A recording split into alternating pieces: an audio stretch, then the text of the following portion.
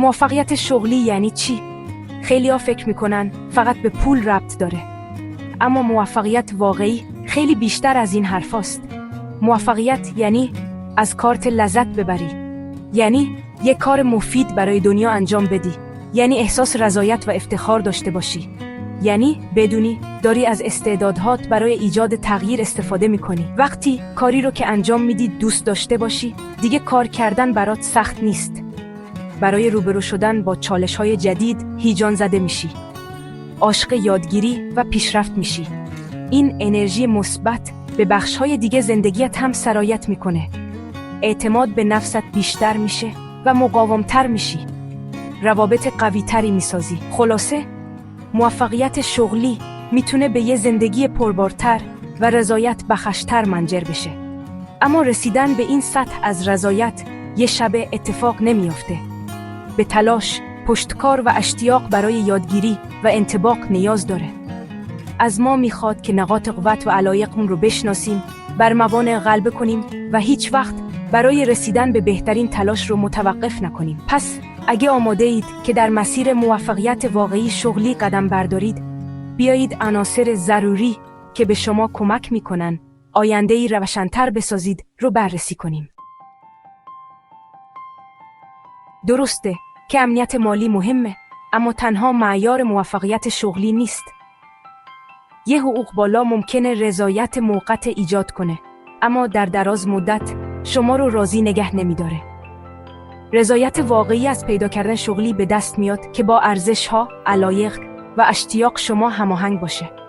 تصور کنید هر روز صبح با اشتیاق از خواب بیدار میشید و برای رفتن به سر کار هیجان دارید. وظایفتون شما رو درگیر و به چالش میکشه.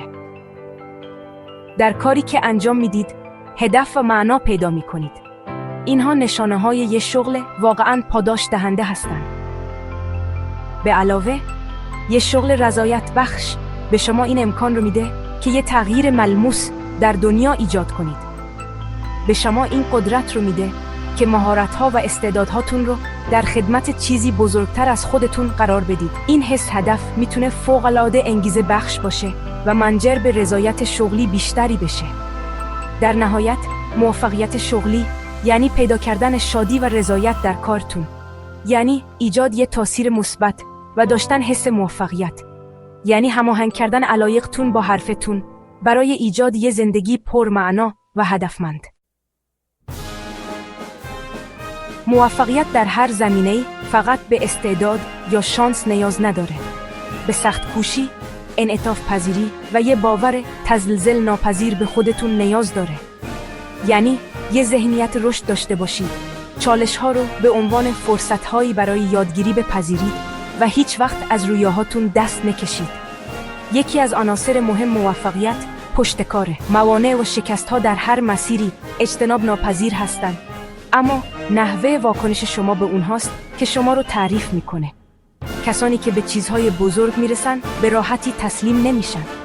اونها شکست‌ها رو پله‌ای برای پیشرفت میبینن و از هر تجربه درس‌های ارزشمندی میگیرن.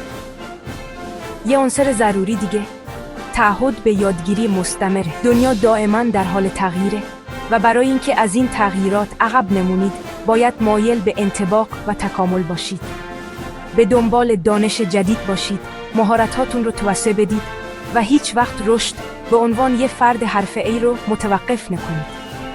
یادتون باشه موفقیت یه مقصد نیست، بلکه یه سفره. با پرورش ذهنیت درست، پذیرش چالش‌ها و هیچ وقت گم نکردن اهداف از دید، میتونید در حرفه و فراتر از اون به چیزهای خارق العاده‌ای برسید. برای رسیدن به تمام پتانسیلتون به یه دیدگاه روشن از چیزی که میخواهید بهش برسید نیاز دارید. هدف گذاری این نقش راه رو فراهم میکنه، اعمال شما رو هدایت میکنه و به شما کمک میکنه تا روی آرزوهاتون متمرکز بمونید. با مشخص کردن اهداف بلند مدت شغلیتون شروع کنید. میخواهید به چی معروف باشید؟ چه تأثیری میخواهید بذارید؟ وقتی یه تصویر روشن از اهداف نهاییتون داشتید، اونها رو به گام‌های کوچکتر و قابل کنترل‌تر تقسیم کنید. این کار باعث میشه مسیر کمتر دلهره‌آور و دستیافتنی تر به نظر برسه. اهدافتون رو بنویسید و مرتباً مرورشون کنید. این کار بهتون کمک میکنه که مسئولیت پذیر و با انگیزه بمونید. همینطور که پیشرفت میکنید، موفقیتاتون رو جشن بگیرید، هر چقدر هم که کوچک باشن. هر مرحله‌ای که بهش میرسید، شما رو یک قدم به دیدگاه نهاییتون نزدیکتر میکنه. یادتون باشه، موفقیت شغلی یه ماراتونه، نه یه مسابقه سرعت. با تعیین اهداف روشن، سخت کوشی و هیچ وقت تسلیم نشدن، میتونید به چیزهای خارق العاده‌ای دست پیدا کنید و آینده‌ای پر از هدف، اشتیاق و رضایت بسازید. الان وقتش که مسئولیت شغلیتون رو به عهده بگیرید و شروع به ساختن آینده‌ای که لایقش هستید بکنید.